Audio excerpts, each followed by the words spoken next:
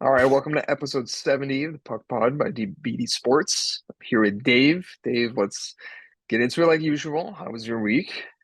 Pretty good. Can't complain.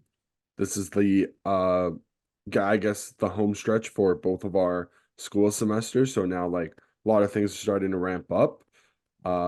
Next week's definitely gonna be pretty heavy schedule. Um, Same thing for the week after, but it's gonna go good, I think. Yeah, it's busy, but still like it's fun stuff that we do. And like even this week we went curling for a project. And both me and Dave, we've never been curling before. So that was kind of Yeah. fun. Yeah, Uh yeah. It was tough. yeah. Yeah, as someone like who played hockey, I did not expect curling ice to feel different than like a rink, but it does. And like It not kind in of a good way. it kind of didn't feel like ice per se. Like, you know what I mean? Like, I Yeah. don't even know how to describe the material of the ice, but it's like a different ice type material. Yeah. I all I can think of, but see, like even with like a freshly cleaned rink, Zamboni's just come over it and flooded the ice. It still, I don't think in my mind, would feel as slippery as that ice did. Like that curling ice was like borderline a hazard, man. Like Mm, my God. for Anyways, for sure. yeah, that was fun. I mean, other than that, didn't really do too much. I don't know if you know, Dave, but WrestleMania is this weekend. Um, but really, hockey had its own WrestleMania Yeah, this week. We had for sure. the Rangers and Devils line brawl.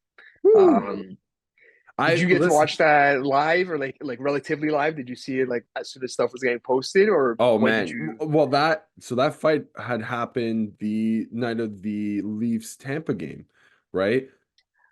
So obviously I was watching that. I think you were watching that as well. Yeah, I remember you I were like was. I couldn't really watch it. Like I was We really came back tired. from curling, and yeah, so I was like in and out of sleep, and then I woke up like beginning of the third.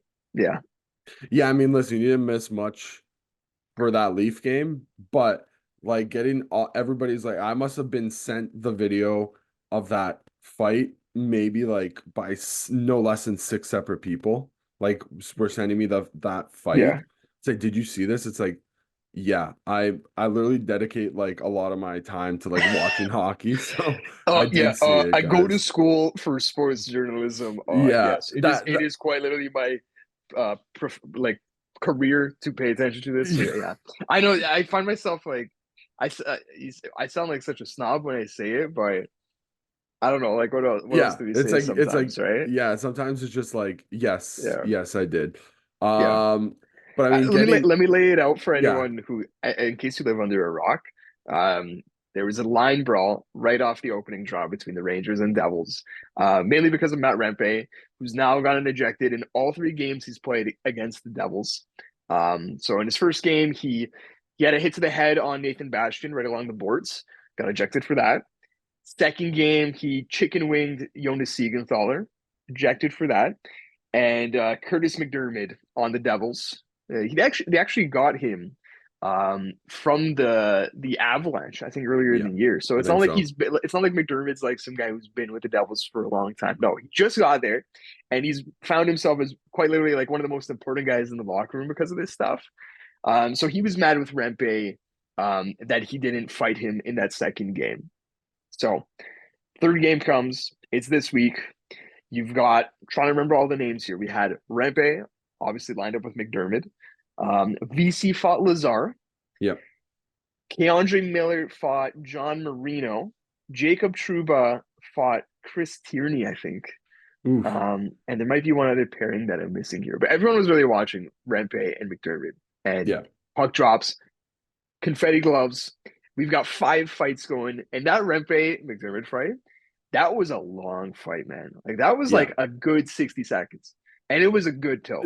And you know what? You know it goes a long time when as soon as like it got to the point where like when the refs go in to stop it, you could just see like both guys just absolutely like just Yeah. chugging wind. You know what I mean? Like these guys were like Yeah. They it looked like they got the wind taken out of them. And you That know was the only what? reason they stopped is they ran out of gas, They right? yeah, Like they had nothing else to give, right? Like, the refs didn't break them up. They did the hug. They're just like, okay, we're done. We're done. yeah, They did yeah. one of those. Yeah. That And the was other that way was too, a you could tell it was so long is because they have four other fights going on beside it. Like every other fight was done 20 seconds ago, oh yeah, and these guys are at still least going. Yeah. 30 seconds before. Yeah. And so the result of this is the only guys who stayed in the game from that line brawl were VC and Lazard because they were the primary fight. And basically, the rule is any other fight that happens after that is a secondary fight, and you're automatically ejected. So 8 guys get ejected, 4 from each team. Crazy, crazy stuff. What are your thoughts coming out of that? What would people telling you? They're sending you the video, but then what are their opinions? Dude, it got to the point where like I was seeing that fight. Like the only way I realized this, the only way for the NHL to like grow its popularity or to at least like kind of get itself out in the public eye is honestly through fighting. Because I've watched Austin Matthews pull off some sick goals for the past 8 seasons. I've watched Connor McDavid do some crazy stuff, and I've never seen multiple spots like Bleacher Report, ESPN. There was another like big time American. Oh, maybe it was like Overtime or something. All three of them were posting about the fight. Yeah, You know what I mean? yeah. Like on Whether social media on social specifically, right? media, yeah, Like and they were doing that's where numbers. hockey usually doesn't penetrate, especially like Instagram from like you're saying, all those US Yeah, ones. You don't see hockey unless it's something huge. yeah, Um, I threw in my notes here. I posed the question. I'm like, is Matt Rempe quite literally hockey's most talked about player in 2024? Like this season, has yeah. Matt Rempe sucked up more oxygen than all, like you named them? Just McDavid, McKinnon, Kucherov, all these Hart Trophy guys. Rempe's probably been talked about more. well, just since the turn of the year, like the his debut must have came. It must have come like mid January because that was the Yeah, Stadium Series, right? yeah, So exactly. since the start of 2024, I would argue that I think Matt Rep has probably got a really good shout. If you were to go on Twitter and you type in like you put in Rempe in the search bar, I bet you more hits with his name comes up than guys like I don't know, maybe not Matthews or McDavid just because of their thing, but he's got to be in the top five at It's least. Yeah, like honestly, I wouldn't even be surprised if he is in that conversation with Matthews and McDavid. I Yeah, really wouldn't. yeah. Yeah. So I've got a stat going back to the Devils Rangers thing. So, how much ice time do you think Matt Rempe's piled up in his 3 games against the Devils? So just the games against the Devils, I think Three games against the Devils. Give me your guess at his total time on ice and his yeah. total penalty minutes. This was thrown out by Sportsnet Stats a couple days ago. I want to say I remember vaguely seeing this, so I'm gonna throw out a guess here and say his total time on ice is like 630, and he's racked up like 56 penalty minutes. Yeah, that's pretty close. It's like Is it? it is 5 minutes and 3 seconds of time on ice. Holy In those 5 minutes and 3 seconds, 47 penalty minutes. That's almost 47. 10 times his ice time. Oh That's my God. crazy. That is And that's in crazy. 3 games. Like that's not even talking about like not even considering he's fought at least five or on at least five other I occasions. think five is probably a conservative number. Yeah. Um, I have another question. yeah, Is in the 2.5 months, let's say that Rempe, or let's say 3 months since Rempe's been called up, has he made it into the top 10 for NHL fights league wide? I would imagine he's got to be I in would like top imagine 10 to too. 5. Yeah, without having looked, I would feel pretty confident saying that. Yeah. So we're talking about like how talked about he is. I think part of it too is not only is it you're getting like the casual fan who thinks that's really exciting, but if you're just a hockey fan in general, chances are you have an opinion on fighting on one side or the other, right? We know tons of people who love fighting, tons of people who aren't the biggest on it. But as long as you have an opinion, you're talking about Matt Rempe. You're either for Yeah. him or against him. How many people are indifferent to fighting? Not that many, right? Yeah, It's very it's few. a tough it's a tough topic to be like, I don't really care. No, you probably it's a very divisive topic. So I think that goes really into I don't want to say his favor because it sounds like he's trying to do it for the attention, but it definitely feeds into the idea that he'll be a really talked about player because of what he does. Um, I we mean, forgot to, yeah, go just ahead. just on his on ice play, like that could be the difference between him getting like if he doesn't start like if he's not fighting, does he earn himself like another contract after this is Yeah, done? I think this for him, like I don't know if it's I think maybe like it comes with the territory of being like the most talked about player now, but I don't think this is like intention. Like he's not going out there intentionally every night looking for it. I think now he's kind of made himself like a hit list. He's got like the big target on his back. So now he kind of feels like it's more like he has to fight. Like he's more inclined to fight just because he has such a target on his back. Last that game, the target was on his back. He left the last meeting against the Devils. He left it unscathed after doing a chicken shit type of play, right? Like that chicken wing on Jonas Siegenthaler is there's no defense for it. There was no yeah, defense. there was no defense Yeah, for it. And then like, I don't know if you remember like some of the afters that came off after it, but like he was waving like Curtis McDermott goodbye. And Curtis McDermott went in front of the media and was like, that's a gutless move right there. yeah. He So said he has no respect for him. Is what he yeah, said. Yeah. I wonder what McDermott's respect level for him now is. Like, I Are would you imagine. posing that question because you don't know? Because I actually have the answer. He actually answered this question. Oh, did he? He I didn't did. see He it. did. So this is from Rangers videos, SN New York Rangers on Twitter. So last month, like you said, McDermott was quoted saying he lost a lot of respect for Matt Rempe. Okay, and this is after this latest line brawl. He says, "I'm always going to have a lot of respect for him. He's a young kid just trying to do his thing to stay in the league, and I understand that."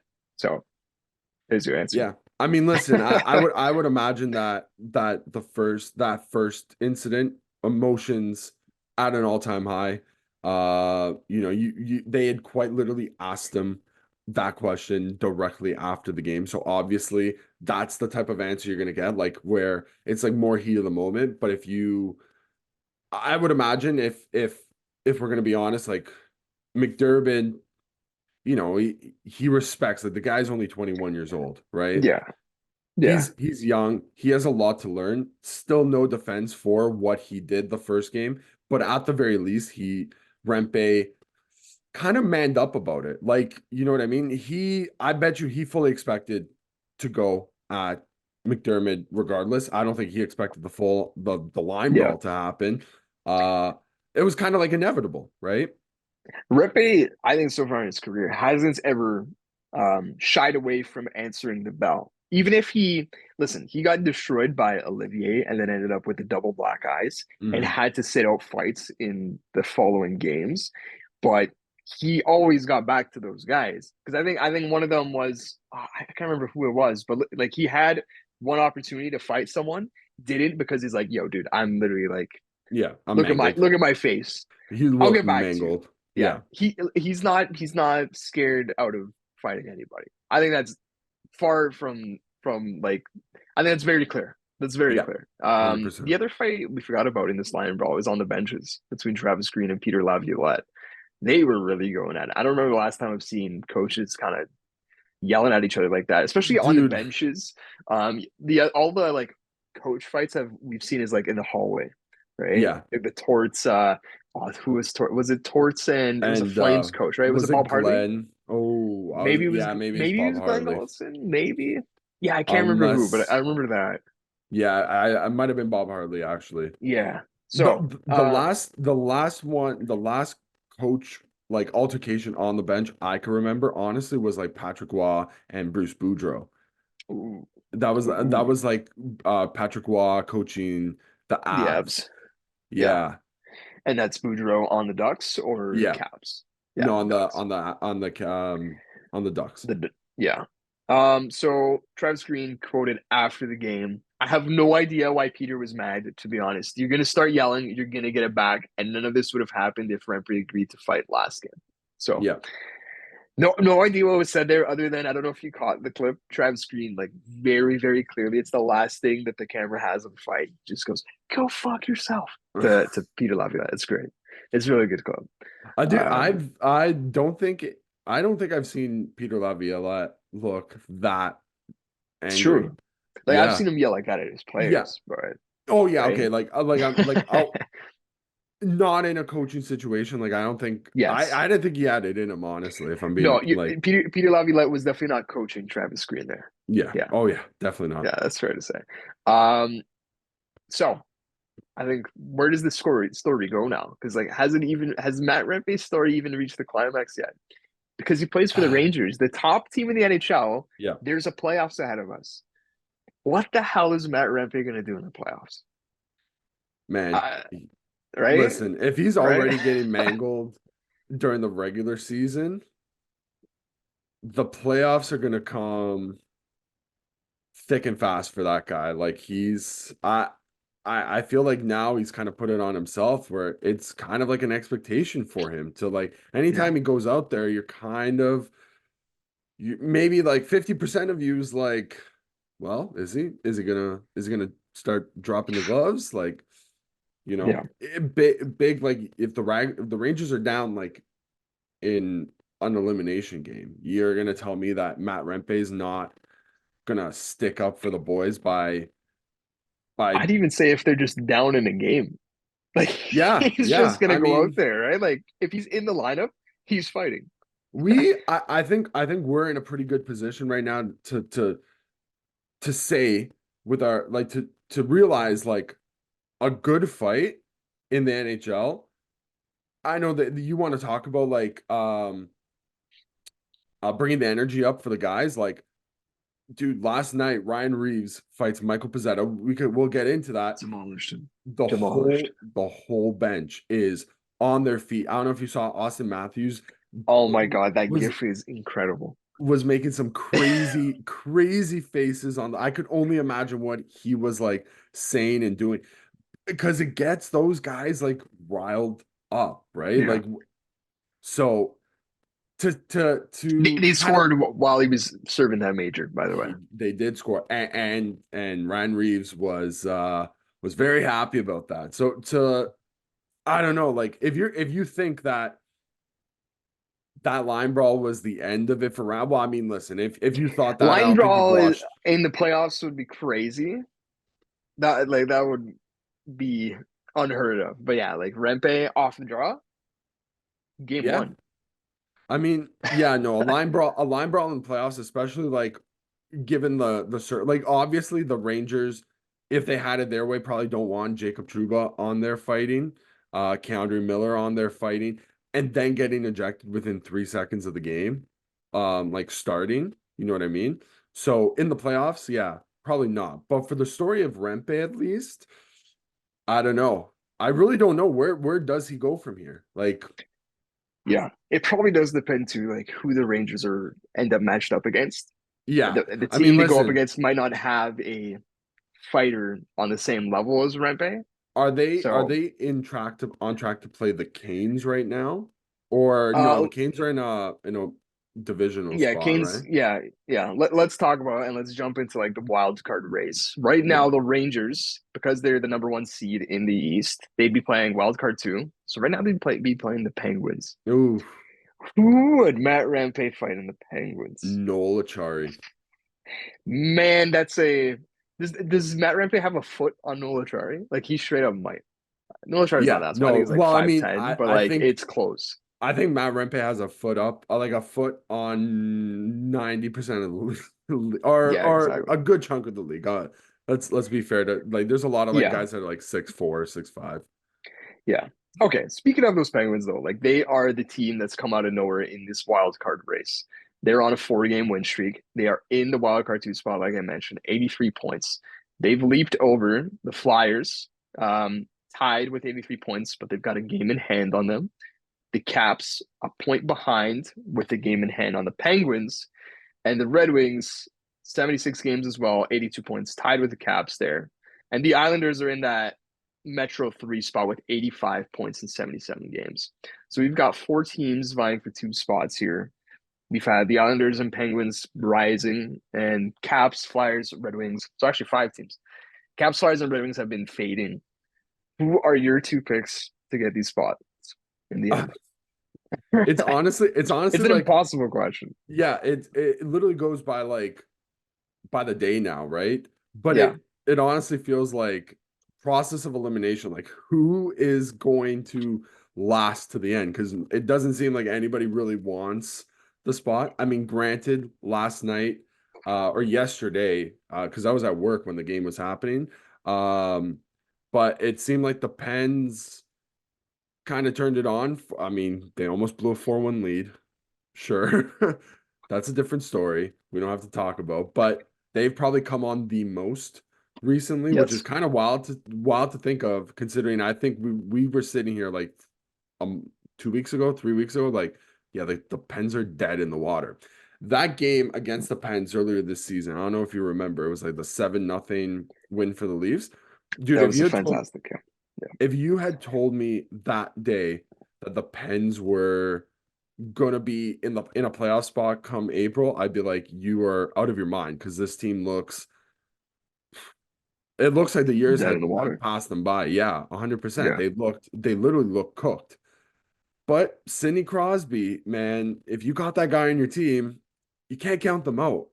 He's really like trying to like he's putting the whole team on his back to try to make a push for the playoffs. Since the deadline, Sidney Crosby's played 16 games. He has 22 points. That is fourth across the entire league right now. Yeah, I know I've heard this question posed a lot. If they get in, where does he factor in on the Hart conversation? I heard this one too. Yeah. I'm sorry, I think guys. it is a lot of wishful Maybe thinking. five, Yeah. maybe Yeah. five. Like, Yeah. okay, listen. Not to be a big Leaf homer over here, but like if if Sid gets his team to the playoffs and Matthews scores, he's already at 60, he's at 64. 64. Like what are we talking about here, guys? Come on. Yeah. No, I know. I Um, may selfishly okay, actually no, because this I'd be playing both sides here because obviously like I want Matthews to do well in anything. My 10% prediction was Crosby to get that final hard trophy for his trophy case, but it's not happening. But listen, the fact he's even putting up a fight, good for him. Good he's for at him. least making a conversation. Yeah, yeah. It's not a But strong conversation. Don't get like, if he's a finalist, it's crazy. But yeah, yeah, yeah, you're right. fair. It's not a strong combo. Okay, so of those teams, honestly, I think I'm ready to fade the Flyers and the Caps for Oh good. yeah, oh yeah, Um, the Flyers, to me, once you trade Sean Walker, you are kind of putting up the flag to say we're like you yeah, sold. To yeah, and to we've only seen honestly, I think in the past decade, we've only seen one team sell and make the playoffs, and that was the Blues. Not when they won the cup. This is when they traded Paul Stastny and still made the playoffs. That's the yeah. only team I think I can remember of I selling mean, and we making it in. we might have another one because the Pens The sold Penguins, as yes, well, right? So we could be yeah. seeing one of these teams like that. That could be the thing. Now, who What's knows? the difference in the Penguins and Flyers trades that they made though? What did the Penguins get back for Jake Gensel? Well, players, first of all, like Michael Michael Bunting, like Bunting. Michael people Bunting. that can produce on the ice Yes. currently, right? Yes. And the Flyers got back Ryan Johansson, who they sent to the minors, I'm pretty Yeah. sure. Yeah, they Right. sent him to the moon. So that was that's been the difference there. But I think the Flyers to me they just don't have the stamina and they faded in these big games, right? Like I don't know if I can take them over the Penguins, the Red Wings, or the Islanders. And then with the They Caps, I've just never been impressed. the I Flyers haven't. look the Flyers look a bit undercooked still.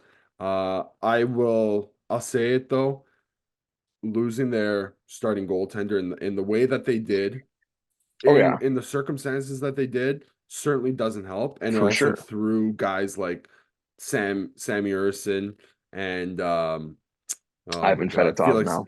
well, now it's Ivan Fedotov, but they threw like Felix Sandstrom to the Wolves, basically. They might be throwing Ivan Fedotov to the Wolves as well. At least he's getting game time. We came on here. This must have been 2 episodes ago. We're like, yeah, Ivan Fedotov's gonna come to the NHL. How many games do you think he's gonna play? And I think I came on here and I was like, yeah, maybe like get a couple of games in Lehigh Valley and then maybe like one or two to end the year. Dude, he came right in and was playing. Like they must have honestly got him off the plane into goalie pads and said, "Have fun, buddy. Go play behind this porous D." Um, it's tough for them. The Caps have kind of looked dead in the water. Like I don't know. Do you remember the beginning of the year? The Caps had, I think, scored like they'd scored 5 goals in like 6 games Yeah. or something ridiculous like that. We would talk with Brian every episode about their power play being at like 5%, Yeah, right? it Like was that was the awful. start of the season. Yeah.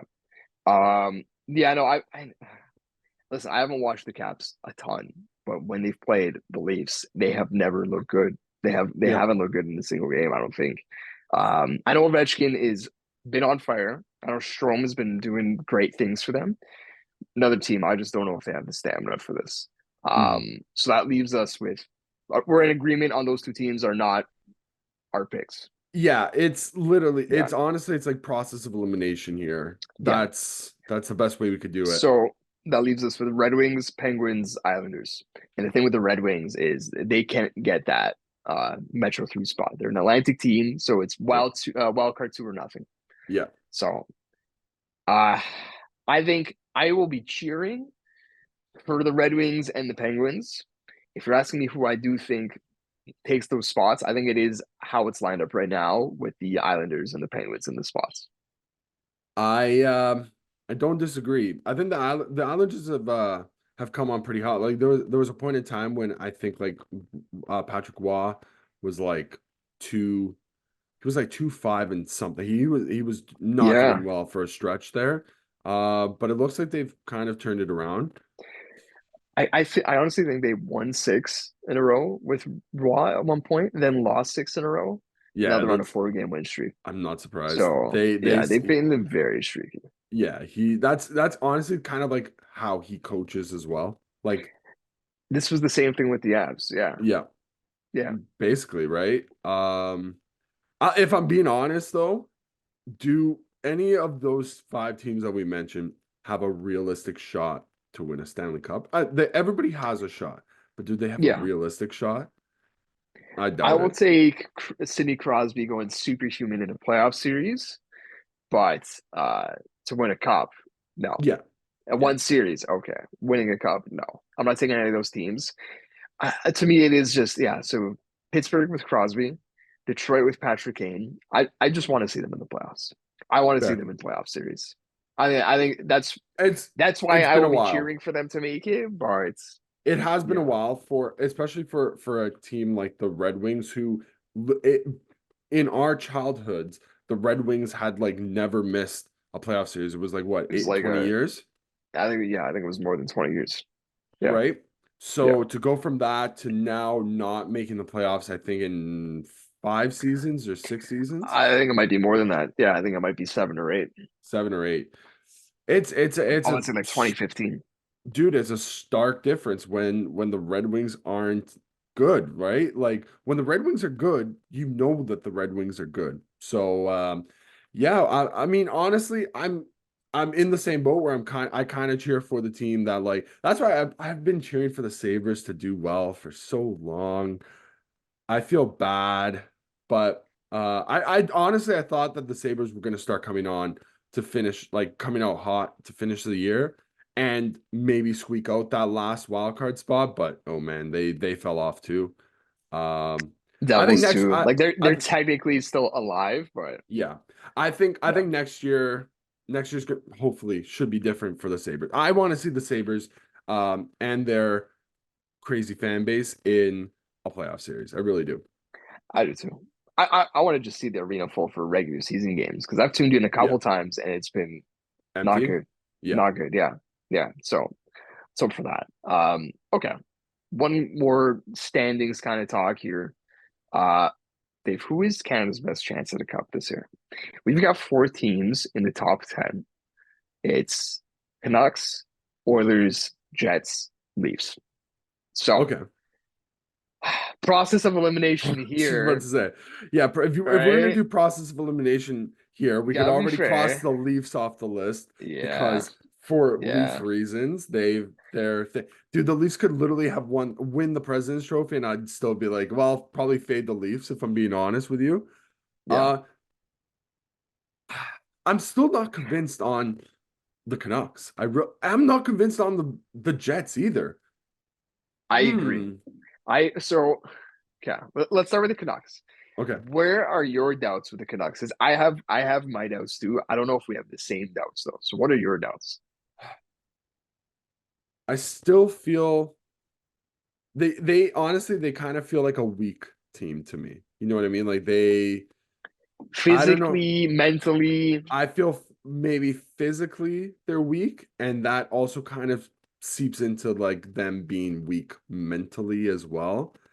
Um, they're offensively talented, but especially in the West, like if they have to go up against the Golden Knights, I'm sorry, I'm not taking the Canucks in a 7 game series over the Vegas yeah. Golden Knights. Is there anybody that Vegas could play in the first round that you No, would take them over, right? Like it's maybe the yeah, Avs if they could, but yeah. that's about So it. Like, but they can't, so you wouldn't. yeah. Honestly, I think I am more on like the mental fragility side of things. Yeah. And more than just the team, their fan base is the closest to our fan base, Oh right? man. And we know how our fan base is when our team gets down, like we are down in the dumps. Here's If the Canucks come out in the game thing. one and lay an egg, oh Yeah. God.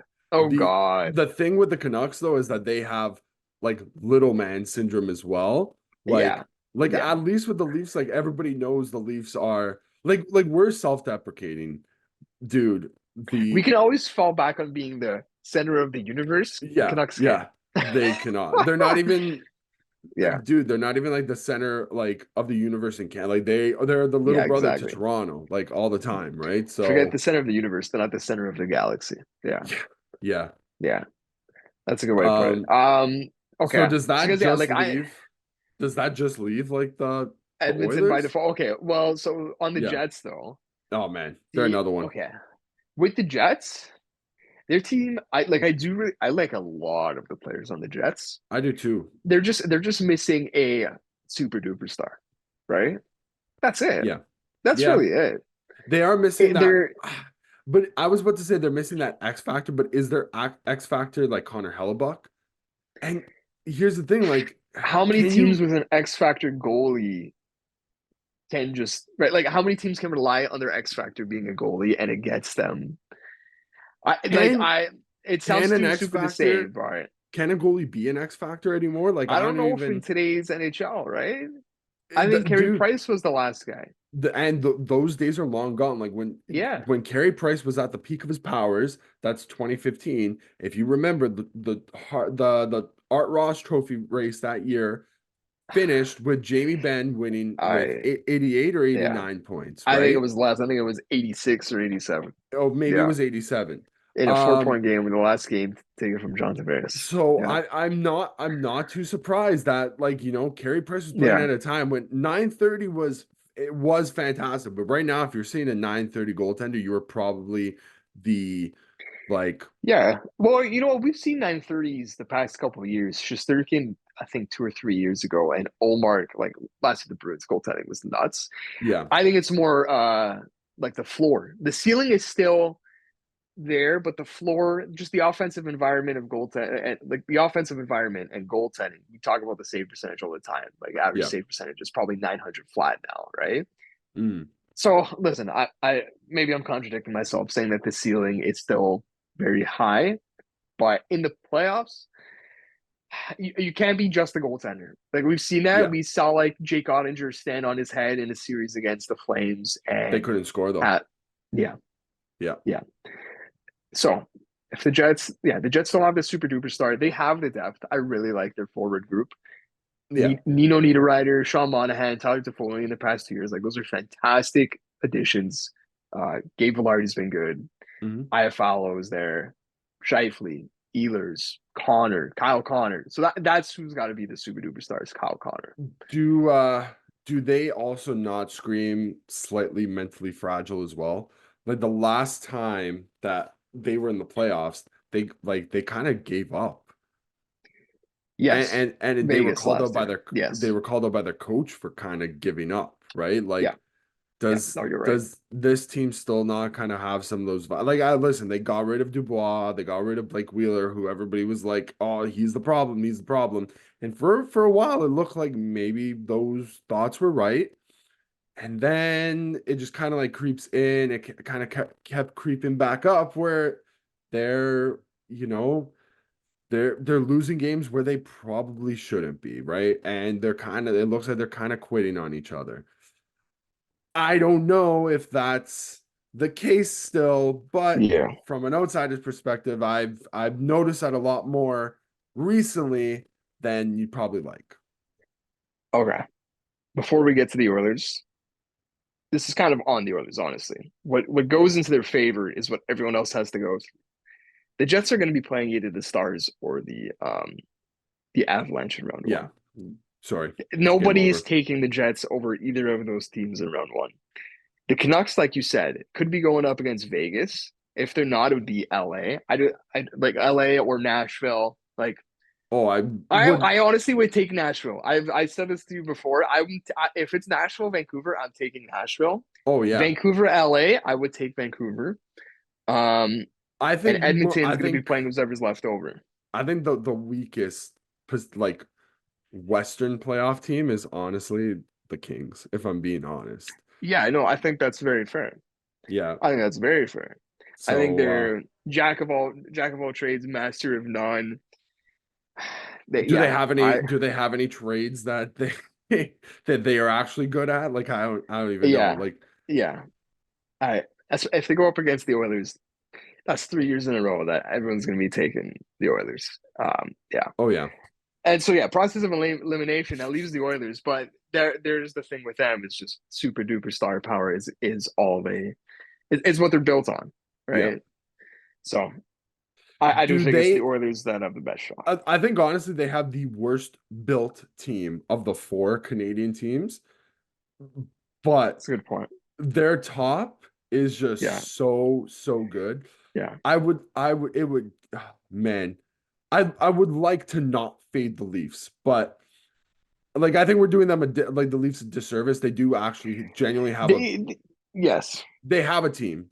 Like I think that the Leafs have a team here. they're no they're I don't want to say no worse, but they're still in the same ballpark as they've been like every other year for the Yeah. past 6 years, right? Mm. The other thing with them, like I said with the Jets, is the Leafs are going to be playing either the Bruins or the Panthers in round one, and if they win that round, they might be playing the other one in round two. Yeah. So Yeah, you're probably playing that's both of them.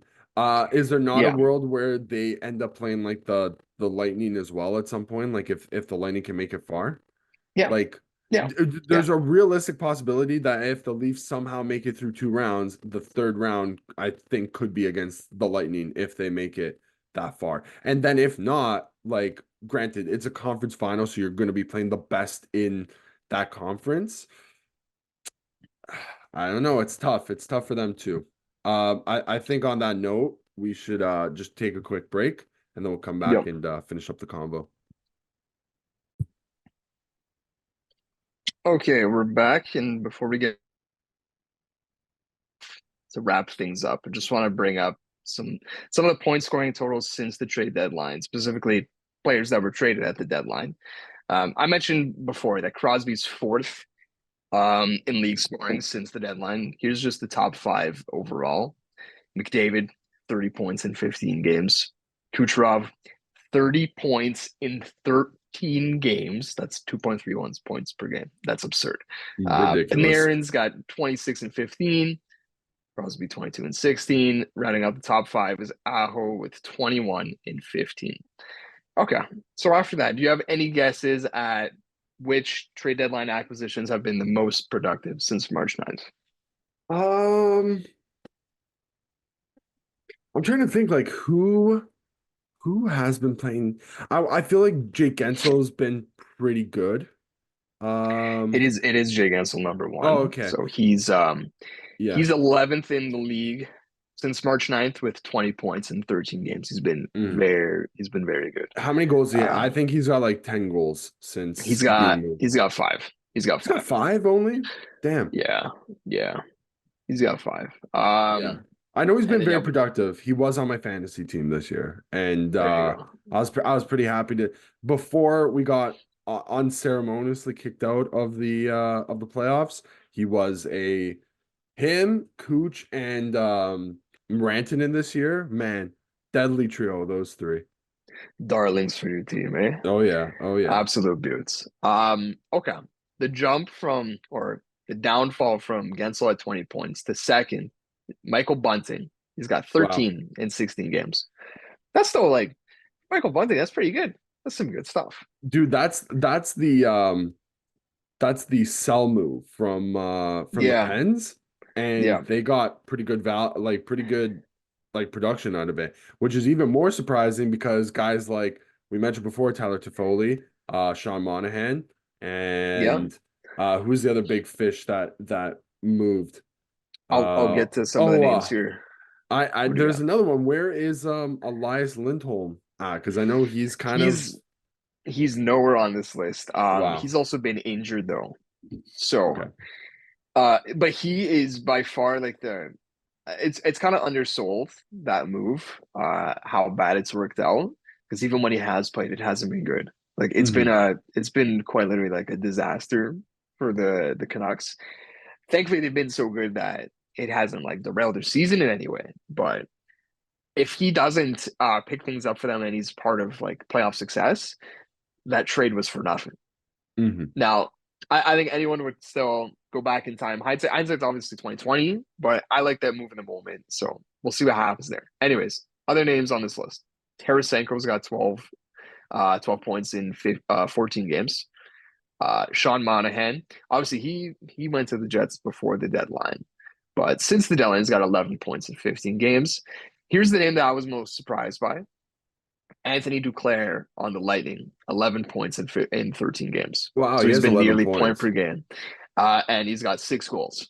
Yeah, so He's that's more than he has been a big part of why the like there's a lot of guys on yeah, the Lightning that are helping them surge, but he has definitely been a very helping high on the hand for list. sure. Yeah. Yeah, and a lot of people thought he was cooked. He went for I think a third or a fourth, and the thing with him is it was an Achilles injury that he came back from, and his whole game is skating. And Yeah. if he can't skate fast, you don't really have much of an athlete to declare. So he's showing that he's good. Yeah. Um, Also grant Kuzmenko, also yeah, granted he was on the Sharks. Let's that yeah. Listen, after we had both sides of the coin, we had the John Klingberg side of the coin, where yeah. it's like, oh, he played on a bad team. Let's see what he looks like. Oh, still really bad. And we had the Simon Benoit side of the coin. Yeah. Oh, he played for a bad team. He He's gonna must be be bad. awful. Yeah. And he was, yeah, he You know wasn't. he's So pretty good. Pretty pretty good. good. Got himself an extension. Yeah. So the rest of the list: Kuzmenko, 10 points in 12 games. Clint Costin on the Sharks, 9 points in 14 games. That's what happens when you play for the Somebody's Sharks. You got to have ice score, time. yeah. Exactly. Yeah. Uh, and then Mantha with 9 points in 13 games. So those are some of the leading scorers since the deadline. Okay. Leaf talk here. All right. Before we get into some of the stuff that I prepped, do you have any general thoughts on the Leafs, yesterday's game, and Oh man. anything you need to get off your chest? The I vibes know we could are talk for like 2 hours, but oh man, yeah, where do we begin basically? Like the vibes are at a high right now. So here's the thing. I am full disclosure, I'm going to be debating tomorrow why the Leafs and Habs aren't a real rivalry anymore. And then I watched that game against the Habs and I'm like, God damn it. kind of These guys felt a are little something, something, yeah, eh? these guys are pulling me back in. That was Um pretty good timing by our teacher, by the way. Of very yeah. when, so I don't yeah, I doubt that he yeah, did that on purpose, but also like I wouldn't be surprised if he did. yeah, But yeah. um man, like Matthews, dude, I want to say one Chase for thing. 70 continues. That line last night, the Matthews, Domi, Bertuzzi line, don't break it up. Like that line has been was electric last night. I'll be honest, I was doing like mid-game report cards, like giving grades to each line. The first period I had that first line at like a B minus. After 40, I had them at an A plus plus because they were booming. They were booming throughout at the very least, that second period bumped Dynamite. them Yeah. up from a pretty mid game to like, yeah, being electric. I thought Mitch Marner came back and he had his moments where it was like, yeah, this guy's missed 12 games with a high ankle sprain. It kind of looked like it. But Mitch Marner's game was relatively, it looked pretty sound, let's say. I would say for 90% it was sound. Um, as he gets more acclimated being back in the lineup, I think dude, you put him on a line with JT, Mr. You know, Mr. Captain Serious, you know what I mean? And Bobby McMahon, the guy who just anything he shoots right now is just going in the back of the net. We saw last night on the I think it was the third goal or the fourth goal actually. And man, you spring Mitch Marner, like you spring them two on a break, and that could be a lethal combo in the playoffs. Yeah. Yeah. I every time I bring up Bobby McMahon, I can just think about me saying he's the most fourth liner to ever fourth line. And now the more I think about Bobby McMahon, the more I just think he kind of looks like Zach Hyman. Just a little bit. Just a little bit. Okay. He's slowly And morphing so into him. he's slowly morphing into him. And so that line does kind of sort of remind me of that first year line of Hyman, Tavares, Martin. Like Yeah. I think there's something there. I was gonna suggest, but I think about it and honestly no. I was gonna say if they're gonna go three-headed monster with the lines, like with Matthews, Martin, and Willie on their own lines, why not try Mitch on the third line? And then you could turn it into a checking line because Keith's been looking for that all this season long.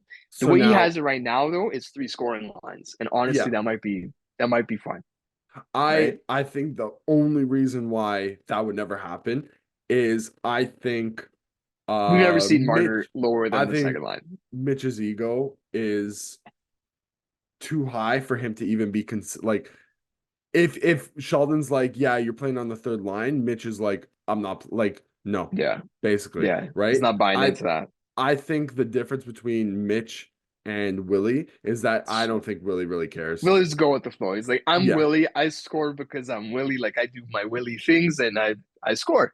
yeah, Yeah, yeah. yeah. It's actually crazy that I don't think we've ever seen Mitch lower than the second line with Keith. It's never happened. Austin, obviously, no. Yeah. JT, we've seen. Willie, we've seen. Yeah, Hmm. Austin, I don't think we've ever seen like not on. I think whatever line Austin's on is just automatically the first line. Well, So I mean, right, yeah. I he is mean, the superstar. Let's yeah. not make No, any debate about it. He is the same reason why you've never seen Sidney Crosby lower than like the second line, yeah, right? exactly. Yeah, yeah. That's just how it Okay. is. Uh, honestly, I don't have really anything to get Like off at my the end of the chest day, right now. we could like how were we supposed to evaluate that game? Like the Leafs for a good part of the second period looked like they started pretty sleepy against the Yeah, Habs. Then they in the second period, dude, I thought for a second with the way that they looked after the first, I was like, damn it, we're not getting a full game of um Mitch on his own line. Like I thought you 34 and thought Keith was 16. just gonna be like, okay, Yeah, I thought he was gonna be like, okay, we had our comfort fun for blanket. 20 minutes. Yeah. But I was pretty happy to see that he kind of stuck to the plan and Yeah, it really paid off because that second period, the Leafs, I would argue like they definitely outchanced them. They definitely outscored them. They had a couple of brain lapses leading to a couple of goals against, but for the most part, like to get it to 4-0, uh man, they were doing stuff that the Habs just could not keep up with. it didn't it remind you a lot of the game last year, late in the season between Montreal and Toronto, where we had Jed Alexander come in. To me, it was like when Yeah. it was 4-0. I'm saying it looked like it could have went that way. Just a Yeah. total beat down. At 4-0, I was Yeah, like, I was yeah. kind of praying That's for like just like just kill Yeah, them, just absolutely stomp on them. Credit to the Habs for making it an interesting game at least. But yeah, I'll yeah, be honest, they weren't really in it. In the third period when the Leafs had to like kind of like hunker down and think they succeeded. They didn't generate that much offense in the third period, and I don't think that they really cared. I think they honestly it looked like they were just trying to grind out the win, basically, right? Which is good practice for the playoffs. I don't mind that. It doesn't always have to be like on go offense the whole time. Like sometimes you gotta like kind of take a step back and just play some stringent defense. Like the Habs really couldn't muster anything in that third period for large stretches. So it's a nice little tune-up game, I think, for them against the Laval Rocket, basically. So do you have anything from the Tampa game? Because like I said, I didn't have takeaways because I was in and out of um sleep. So I there's nothing I've so got from the Tampa game. I will say this. I honestly I thought the Leafs played a fine game. They honestly Okay. didn't play. They had a couple again, it's always like brain lapses that get the Leafs. Which is fair because that's normally how goals get scored in the NHL. It's like defensive gaffes, right? They had like a couple of them, but it really pains me to say it. Joe Wall. I thought he was gonna take the charge for the starting job, and he did. He did for a short period of time. Then he got hurt, and he has not looked the same. I would, if I were to guess, it looks like something might still be nagging him, or at the very least, um, his confidence is shot that he kind of looks injured. If I'm being Yeah. completely honest, but man, I think it's like three of his last four starts. The stat is he's let up the first goal on the first shot, like three of the last four games that he's played in. Wow. So not great. I still Yeah. have faith in Joe Wall. Yeah, me Uh too. even though I was gonna say like even though the kid's only like 25, Samsonov's 26. Like they're quite literally a year apart. Um I still have faith in Wall. I still think he's gonna be the starting goaltender for this team in the future, whether that's next year.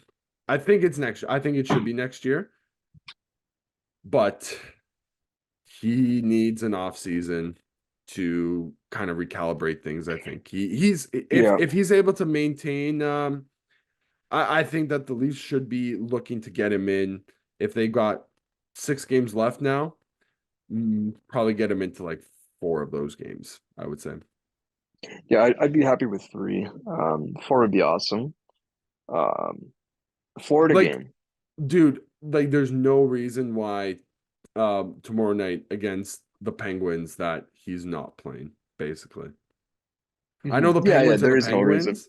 I know the Penguins are the Penguins, but like, are you really gonna throw It's Samsonov another in really there? good test. Like that's a desperate team. Hmm. I think it's a good way to go. Yeah, The Florida game, I did have a lot of thoughts about. I know it feels like it was forever ago, yeah. but my main takeaway from the game is that I didn't have many takeaways because only one team showed up for 40 minutes, and that was the Leafs.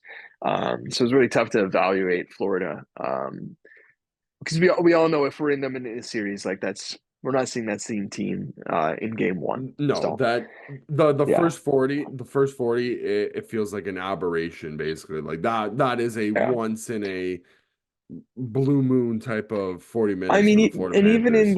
even in the back 20, we kind of just saw it reversed. We saw the Leafs turtle and we saw Florida turn it up. So we had 60 minutes of uneven hockey and shout out to Cody with some ambiance there. Big shutout.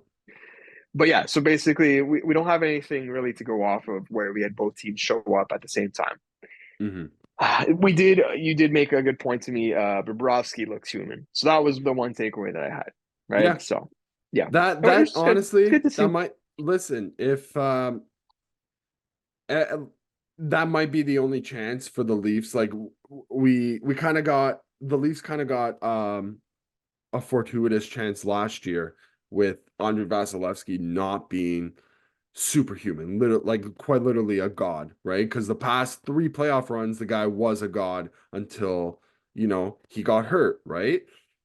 Um, I think if the Leafs do have a strong chance, I feel, if Sergei Bobrovsky isn't Sergei Bobrovsky from last year, which is quite a lot, but man, he did look a lot. He did look very human. Yeah, as incredible as Bobrovsky was in that series, there was a lot of moments, especially in like games 1 to 3, where the Leafs shot themselves in the foot, Oh yeah, oh yeah, right? So for us to carry the play is definitely like in the realm of possibility. And as long as there's a human goaltender on the other side, we can take advantage of that. for sure. Yeah, so that's that. The other stuff I wanted to bring up is we had a signing this week. Jacob Quillen, a college signing from Quinnipiac, got eliminated from the Frozen Four tournament last week and signed him to a deal. He's actually already played a game for the Marlies. Just saw that. Didn't put anything up in the one game, but he's in the org now. He grew up a Leaf fan. He's a left-handed center, and I just want to bring up some of his scouting report. This is from Jason Bukala, Sportsnet. Um, and this is what he had to say on Jacob Quillen's game. He has the pace to back opponents off their blue line when he's entering their zone. He has good drive to the net, always seems to end up around the crease looking for tips and rebounds, plays with detail and determination in all three zones. And when he isn't producing offense, he can be counted on to kill penalties and block shots on defense. So I like that scouting report a lot. That sounds like a lot of good things on both ends of the puck. Um, Pretty exciting stuff. At the same time, I feel like you could like copy that scouting report for Alex Steves and Nick Abruzzese, like or Abruzzese. Um, Abergeezy, baby. Abruzzese, yeah. So I feel like you could just like copy that and paste it for all three of those guys. So I'm gonna temper my expectations with Quillen, but I'm a little bit more excited about him than those two guys. I will say that. And he Yeah, has the passion. Cheer for us Jacob growing up. Quillen. Jacob Quillen, Yeah. also noted Matthew Nye's hater. He Yeah. was the This is a good he was one. the guy Yeah. that scored. He scored the goal in overtime. That did they? He It was won the final. Quinnipiac. Yeah, he won Yeah. Quinnipiac. What was it, the The Frozen national Four? championship. Yeah, the Yeah. national championship, right? Against Matthew And Nyes and yeah, dude, like I'm pretty sure he at was on Amalie the ice. Arena. Yeah, at Amalie Arena as well. Probably was because Man, I honestly think it was the first shift of the overtime. So I not think like it would have been it might have Cooley, been, yeah. Nice, Snuggerud, right? Like they would have put out the crazy line. Yeah. Yeah. I think they got some quotes from Nyes after about that, and he said, "Listen, that was the worst game of my life, but we welcome him with open arms into the org." So good Yeah. stuff, good stuff. Man, Yeah, wait for them to be on a line together. yeah, right. So shout out to Jacob Quillen. We'll see what's up with him. And then did want to bring up another name here, Maxim Siplikov. This is he's not a Toronto Maple Leaf. He's in the KHL right now, but there was reports about 2 months ago. I've got an article here from Joshua Cloak, The Athletic, on February 9th, titled Maple Leafs Pursuing Russian Forward Maxim Siplikov. Who is he? What can he bring? So I'm going to give you some of this guy's scouting report here. Let's do it. Tell me if you've, so yeah, what's up? No, yeah, I'm saying like Oh, you said let's sure? do it. Yeah. Okay. So Stupakov is a skilled and sizable right winger who has 30 goals in 45 games for Spartak Moscow. Listed at 6'3", 190 pounds, Stupakov brings heaviness and physicality. He is 25. Does that not just sound like Ilya Mikheyev? Yeah. Yeah. But here's the Yeah. thing. I don't think Mikheyev ever put up 30. What do you say? 30 and 45? 30 and 45 games in the KHL. Yes. Yeah. Dude, So the that's thing with kind of this guy, ridiculous. I'm not gonna it's lie. really good. The thing with this guy is he's never done this before. I think he scored Okay. 8 goals last year. So this is an aberration for Maxim Seplikov. I Okay. watched some of his highlights. He does have a pretty nice shot. It is really nice. He's got that nice toe drag curl release. He's got Hmm. that. Um, his skating is decent. He's not an Ilya Mikheyev skater. That's where Mikheyev definitely has him beat. In the article, I mentioned that Toronto had a Zoom meeting with him, and part of the conversation was if he could play center. I don't know if he's played any center at the KHL level, but the Leafs were apparently asking if he could. Makes a lot of sense because we could use a 3C. We could. Yeah. So I don't know. I don't know what to think about this guy. I did have his stats as well. I'm gonna pull him up here because Spartak is/was in the playoffs. I don't know if they still are. But Siplikov's got into obviously some of those games there. So to reiterate, his stats from the season: 65 games, 31 goals, 47 points. Wow. Pretty good. Wow. Last year he had 10 goals, 25 points in 63 games. Okay. Um, yeah, and that was his previous career high. And Never had more he than is 20 points before that. currently 25. He's 25. He's 25. Yes. I think you brought up a point there about his skating not being like just It's being like I fine. if you watch him, his stride is fine. It's good. Yeah. It's decent. Mikheyev was like he was a plus plus skater. I would guess Siplikov is bang on average skater. Okay. I think if you let Siplikov come over and work with the Leafs skating department, Yeah, I think like they were able to turn guys like Nick Robertson. I think he's still kind of got like a it's a he's gonna choppy stride. He's still gonna very like crunched over. yeah, I Yeah, think it's reminds me of average. how I used to skate. To be Yeah, honest, yeah, it's more average now. Like I think they've it has improved over the years. You know what I mean? Like working with the Leafs skating development staff, I think could could be do a you some help. So wonders. it definitely could. Dude, even like you're telling me like somebody like Ryan Reeves hasn't been like I think Ryan Reeves has probably even benefited. Like he Yeah, looks a lot more yeah. um I don't know what it is like He's about he's his he looked worse to begin the season skating wise than he has lately. Like he looks like yeah. he's gotten better over the season. Yeah, Yes, that's a good point. 100%. I think that Yeah, just goes to like the training facilities that we have here, right? yeah. Um, dude, it sounds The other thing great too to is like me. you can't get like he'd be like 950 on the cap, 950K. So you can't go wrong with that. I'm Yeah, I'm more just bringing it up as someone like yeah, I'm not saying we shouldn't sign this guy. You get anyone at 950K. There's apparently like 12 teams that have been interested in him. They're probably just waiting for his season to end. So in the playoff games, he's played 11 playoff games, 4 points, 2 goals, 2 assists, 4 points. So he's falling off. yeah, he's kind of tailed off here in the playoffs. So that also kind of sounds like Ethan McHale. Yeah, yeah, it Just does. yeah, well, yeah. So I just want to bring up, and then the other thing, I sent this picture in our chat, Dave. I want you to pull up this picture of him here. Yeah, let me Let me pull know up. when you got it up, Yeah. dude. Collared hockey jerseys. Have you ever seen a collared hockey jersey before? I know I didn't even notice that before. I thought we were looking at his face because his face kind of looks Yeah, like he kind of it's looks like very a mix of like Pavel Datsuk and like he's Steve very Russian Eiserman for looking. some reason. Yeah, very angular Russian face. Oh yeah. Oh But yeah. that I've jersey, never seen that collared hockey collared jerseys jersey, though. and it's even got the buttons, eh? Yeah. That's the most soccer. Look at the logo too. Like I don't know what's going on with the two fingers. I don't know. It's a very Dude, interesting jersey. shout out to Spartak Moscow because like what Yeah, is going on here? yeah. That definitely is a look. I don't That's know the if most soccer looking hockey jersey I've hockey ever seen. jersey? Put it to Oh you yeah. that way. Put it to you 100%. that way. So I 100%. don't know if we ever need to see collared and buttoned NHL jerseys, but I thought that was really interesting. That's pretty wild. Yeah. Okay. Last thing here. Easton Cowan Oh has man. 5 points in 4 games in his playoffs. He continues to be awesome, awesome, awesome. And I guess maybe to wrap this all up, we could maybe see all three of these guys on the team next year, right? Like Yeah, yeah. it's a possibility. That Sipakov, once might again, be free agent, hasn't been signed by anyone, but yeah. That it might be sound wishful it thinking, might be. It might. right? But okay, so One of the if you're three though. yeah, like if Sipakov is signed, it's with a guarantee that he would start the season with us. And the Yeah, reason I bring him up like as someone who very well could be on the team is because when the Leafs have every time the Leafs have been rumored to be getting one of these guys, they've got him. they normally They got them. they have like an 100% success rate. So Yeah. that's why I bring him up here. If he was signed, he's on the team. Easton Cowan, I don't think he's eligible to play for the Marlies next year. There's no way you can send this guy back to the juniors. Mm. Assuming that's the case, assuming it's juniors or Leafs, I Wait, why wouldn't he be eligible for the Marlies?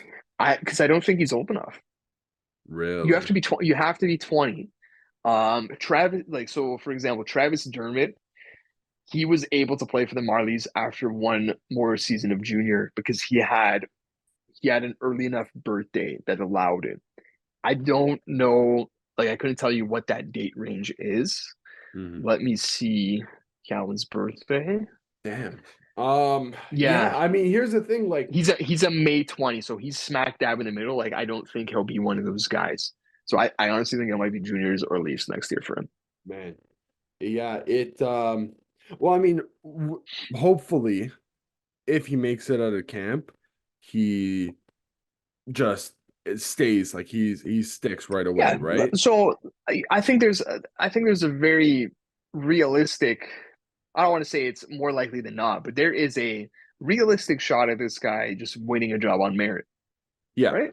I think yeah, that can totally happen. Especially, obviously, this 100%. depends on who we sign. Like, he might be blocked out of like a top nine spot depending on who we sign. That could factor into things, but there's definitely like a world where he's on the team. Quillen, you're right, probably not. Like he probably follows the same thing as Steve's and Abruzzese. Like he's gonna finish this year with the Marlies, probably start next year with the Marlies, and if he's on fire, he'll earn a call up, and who the hell knows what you can do with a call up. But yeah, there's like I remember at this time last year we were talking about actually for the past 2 years about Nyes, right? Nyes, sign Nyes, get him into the lineup, get him into the lineup. And honestly, if Nyes has made like he's made a immediate impact in terms of he fits in the lineup. Like he shouldn't be scratched. He's an NHL player. Um, and so Cowan's been outperforming Nyes since being drafted. So just on that, obviously two different guys. One's like 6'3", the other I think might be six flat, not even. So Yeah, if that that. factors into it too. Yeah, if that, but some guys that maybe we didn't think could be on the team next year, we might be talking about 6 months from now. So I thought it'd Yeah, be fun to bring them up. Okay. yeah, a little early predictions there. I like it. Definitely very early, but sometimes it's fun. Um, so that's it for this episode. Probably next episode we'll get into more stuff. The award races obviously have been very much heating up. Like the Hart Trophy's been crazy. So we'll get a chance to talk about that next week and whatever else happens in between then. Where can you get in 6 months a Maxim Siplikov Leafs jersey? Maybe not. Maybe he's not. He's not an NHL player yet. Where Let's can you get a Jacob Quillen Leafs I jersey? was gonna say Okay, you Easton can get Cowan, that. but yeah, let's get a Jacob Quillen Easton one done. Cowan. Yeah, where That can you would get else be for? at the NHLshop.com. I think that's right. Yeah. Shout out to Fubo. Shout out to Razor. Shout out to NHLshop.com. That's it. We'll see you next Yep, week. sounds good.